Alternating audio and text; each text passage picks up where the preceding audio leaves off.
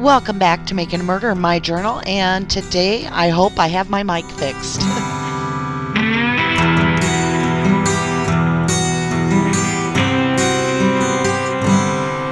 You can tell yourself and all our friends I was wrong and you were right, but your sins that happened in the dark will come out in the light. I'm not gonna waste my breath. Okay, so we're going to write a letter to Zellner. She's been great in communicating with us on Twitter with her tweets, as well as the motion that she's filing, and the last motion, which was yesterday, January 24th, 2019, and that was regarding the lack of retention that is a state law of Wisconsin on any biological evidence that's involved in an actual case where the individuals remain incarcerated. And so Zellner has put forth that is bad faith that they have released these bones back to the victim's family while an investigation and court cases are currently going on. Now, you can destroy evidence, but you have to let everybody know, and everybody has to be on board with that, and that has not been done. And so with the destruction of evidence, where does that leave us? Well, let's go ahead and let's break down the rest of the evidence. And yeah, it's going to be a lengthy series, probably 3 or 4 videos, where we dive into all the evidence. We're going to start off with the littlest, and we're going to work our way to the most difficult part of the evidence to explain. So with that, the easiest for me is the magic key, but I think we have some very big surprises in store. So let's go ahead and dig in. Brandon, please lead the way. Time will tell on you.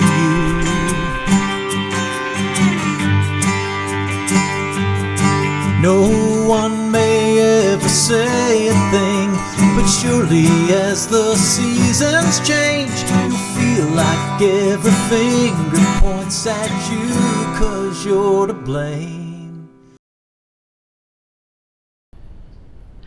Dear Mrs. Zellner, in 2003, I learned of an innocent man that was being released from a prison in my home state of Wisconsin at the time, after being cleared by new DNA testing that proved he was wrongfully convicted. He was suing the county sheriff's office for millions of dollars.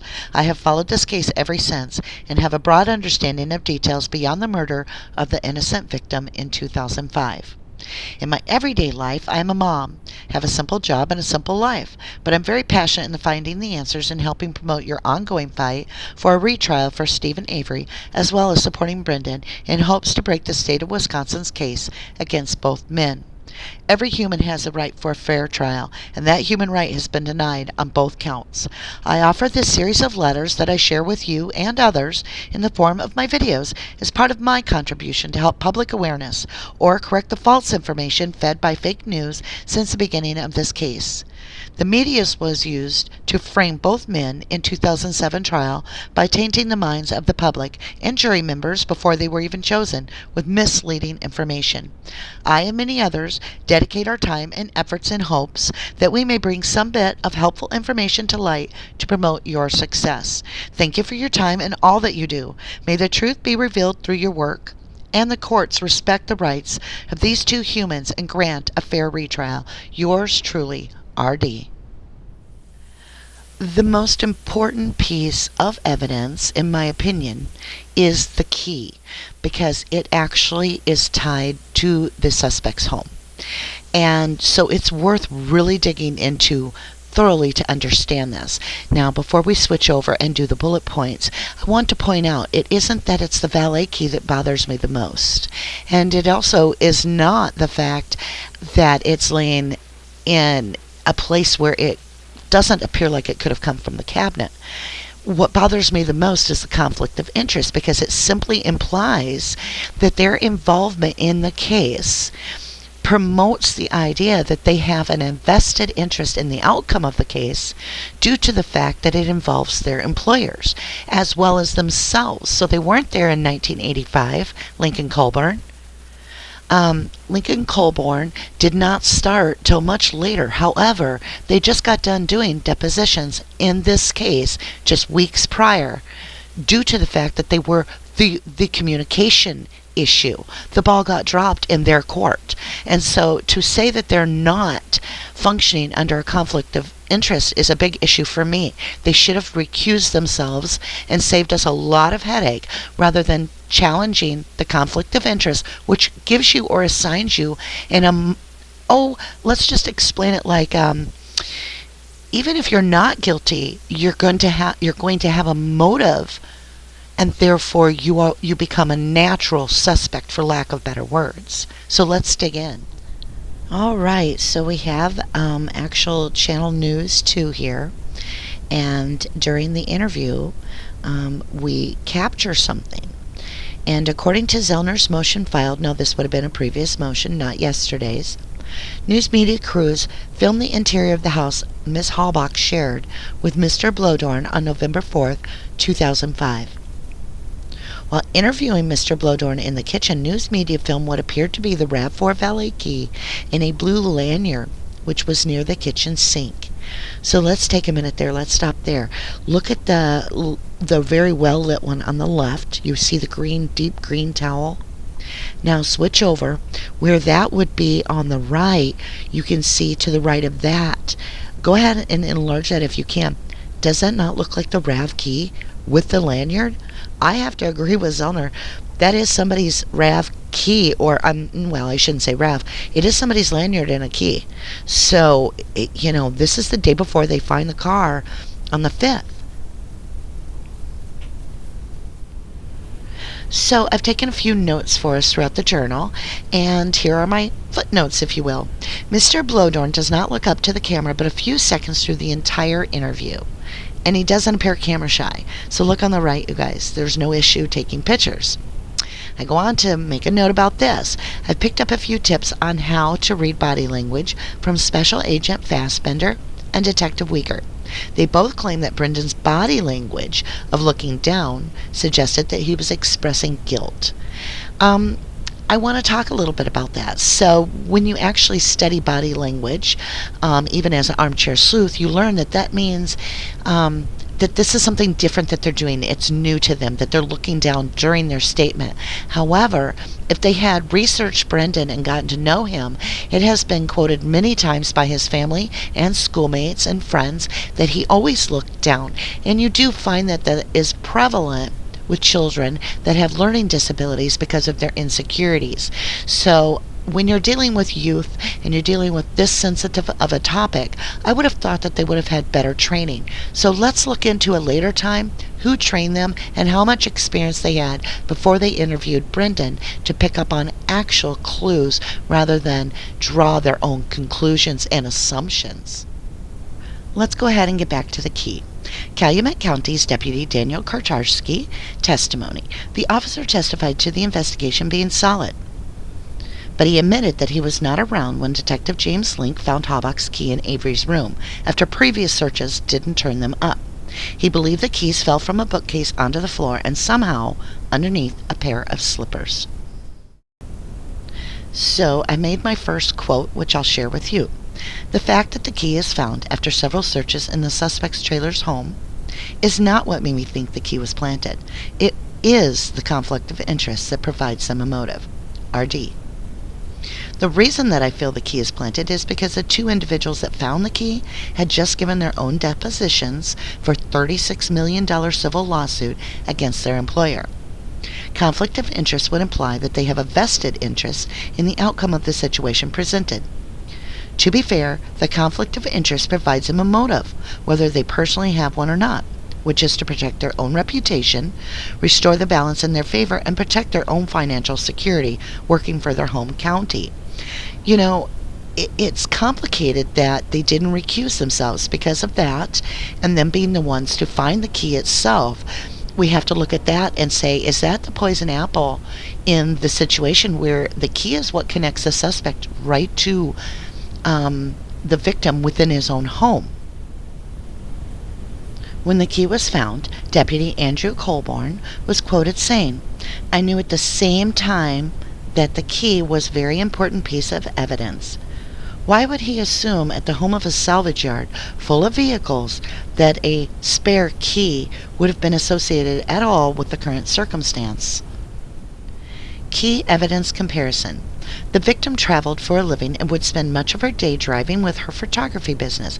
Evidence of job requirements would show that she was in and out of her vehicle many times a day and uses a blue lanyard here to allow her to have her keys on her person while exiting the vehicle. Her line of work would require her to use her key more often with all the starts and stops of her day. So if you look here, we have on the top picture, we have a daily used Toyota key. And on the bottom picture, we have the actual key found in Steve Avery's room. Note the lack of wear typically associated with the frequently used key. So I have a statement that was taken back in 2017, much later than the trial, about 10 years later. And this person seems to recall, her name is Kelly, and she was a friend of Teresa's. And she had went on a camping trip, or a road trip, I should say. And she states, her name is Kelly, and she states, Teresa only had a key that opened her doors and not a remote. She goes on to state, Kelly stated that when she last saw Teresa in possession of her car keys, Teresa had not replaced the key fob with the remote door opener. According to this statement by Kelly P., a friend of the victim, she remembers the master key was lost, and the victim had made a duct tape lanyard for her spare key. This would mean there should be duct tape residue on the key, as well as this being the key the victim used on a regular basis, should have had the victim's DNA on both the key as well as the lanyard. Here's our third footnote. The eyewitness, Kelly P., the victim's close friend, reports the valet key was the only key that the victim had to drive her vehicle. Brings all the more concern to what appears to be the victim's valet key and lanyard laying on the counter of her home.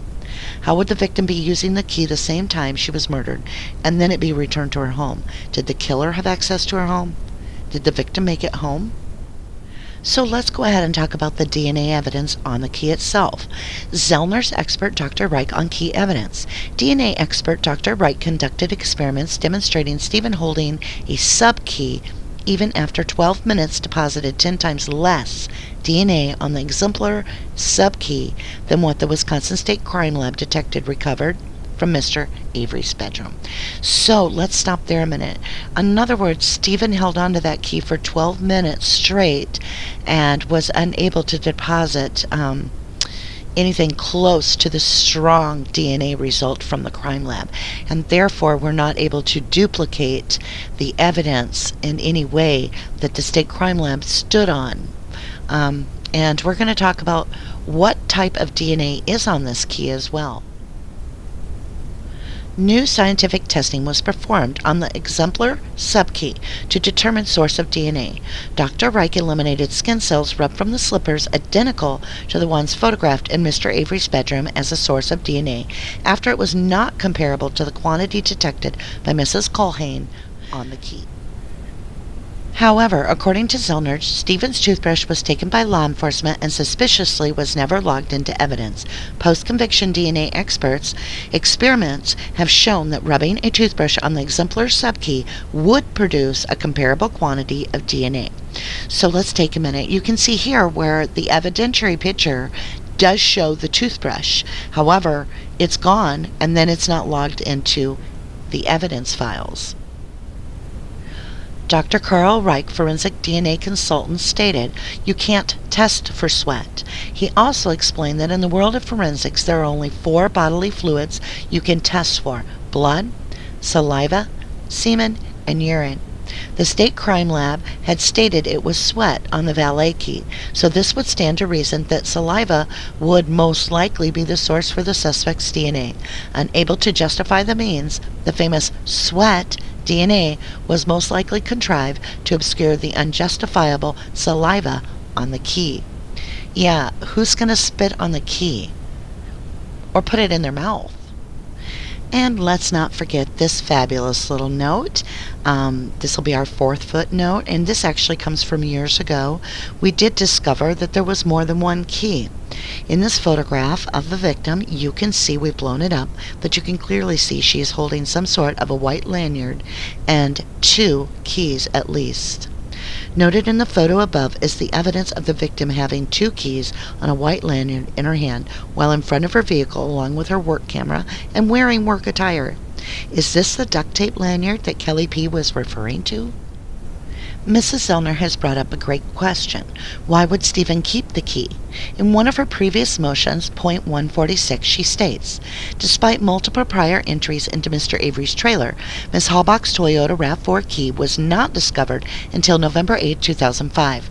Prior to the discovery of the RAV4 key with Mr. Avery's DNA on it, there was no forensic evidence in Mr. Avery's trailer connecting him to Ms. Halbach's death.